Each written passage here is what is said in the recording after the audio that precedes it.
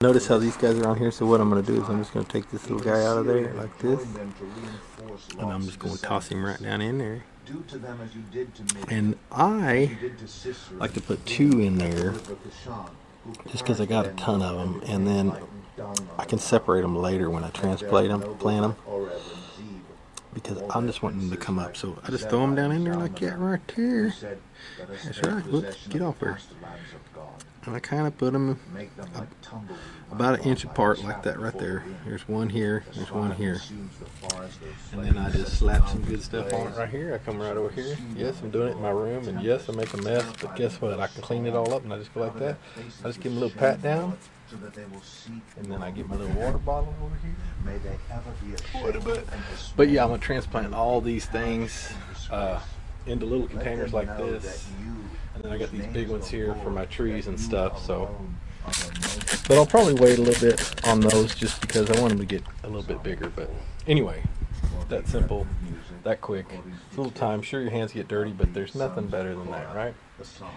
I got a bunch in here. There's some in here. There's some underneath here. So I got a lot of work to do.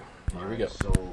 So here's the other deal. I do want to put this little disclaimer out there, which is that I'm not a professional gardener by any way, shape, or form. I'm just a guy that's an analyst, and I've analyzed a lot of stuff. Like, I'm not the guy that says, well, you need 1/4 of this, and you need some nitrogen, and you need this, that, and the other, blah, blah, blah. You know what you need? You need some seeds, you need some faith, you need some dirt, and you need some water and some sunshine. And what I've learned is if I put something in the ground and I give it a little love,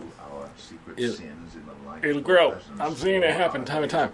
Now, understand, I was in the weed business for a long time, and tomatoes are a lot like that. And of course, I always do abundance. So here's my thing: is that I've got $0 invested in this outside of soil, and I bought that, and I don't even have to. It's just I was impatient, and mine was frozen outside, so I thought, well, I'll just go get some that's not frozen. But then the other thing I do is I play some. Teach us to number our days that we may. I play some psalms for my plants, man, and the psalms will be like, what's that? Is that the Lord? I hear the Lord. I need to come up and see what's going on. And here they come. And then here we go. So look right here. So these guys are starting to take off. These are my bell peppers. I'll throw a little apple chunk in there just because it's, it's recycled. I've got a bunch of stuff going here. I got a little avocado. This guy's starting to get some roots on it. That's got roots on it. My apple trees are taking off. I'm excited about them. But anyway, I got a lot of work.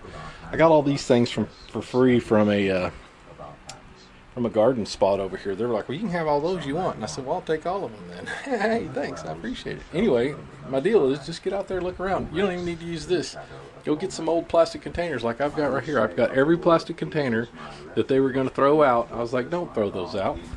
I will use them. Now, of course, my deal is this: in the seed germination stuff, I don't poke holes in them. Once they're done germinating and I've got some stuff, then I'll poke holes in it to get some drainage. But it doesn't matter because I want to transplant all that into my raised beds at some point in time. But the reason I have excess is because, like I said, my science is actually, we'll try it. Let's see what happens. And then I do a couple different experiments and see. My favorite one being aquaponics, and I'll have to share that video that I created a while back where I'm on my farm and I created an aquaponics thing, which is basically I had a 1,000-gallon fish tank, and I just went out and caught some perch and I threw them in there because I found out every time I paid for fish, they jump out of my freaking thing. So perch, they don't care. And then I put a little grub bucket above it, so I'd put some rotten meat in there. And put some holes in the bottom so the flies would come, they'd lay eggs, the eggs would turn to larvae, the larvae would fall in the thing. So it was a closed system. The larvae are feeding the fish are pooping in the water, they're feeding the plants, and then I just basically had some just some containers, huge containers that were full of gravel, and then I had what's called a bell siphon in there. And I'm just a dumb redneck that just does dumb redneck stuff. And I'm like, well, I wonder if that'll work. Well, looky right there. Matter of fact, I grew tomatoes so big in that greenhouse that I created. I had to be gone on a travel trip one time for like a week and a half. I come back and it pushed my ceiling off, broke my ceiling. I had to redo my ceiling. And then I learned, oh, maybe I should I shouldn't put them in the high-rise one. I should put them in the ones that are closer to the ground. Because, anyway, who'd have thunk it? Anyway, there's my whole deal, is that I do follow a lot of gardeners that say, yeah, you need to. And I'm like, I don't think you do need to. Matter of fact, I just do it. I do it simple. Keep it simple, stupid. And hey, if it fails, guess what? Guess how much money I got in it?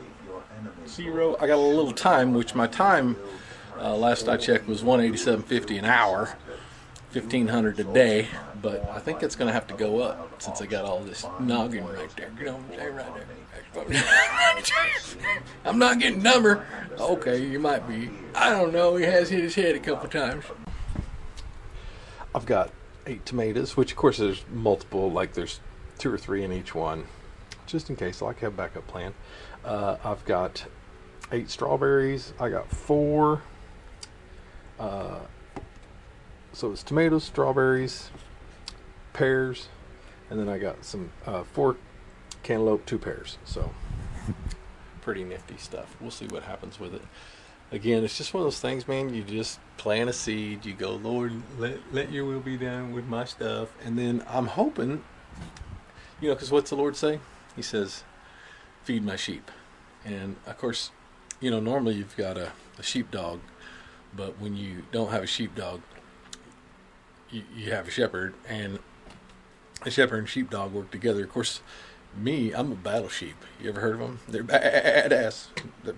Badass.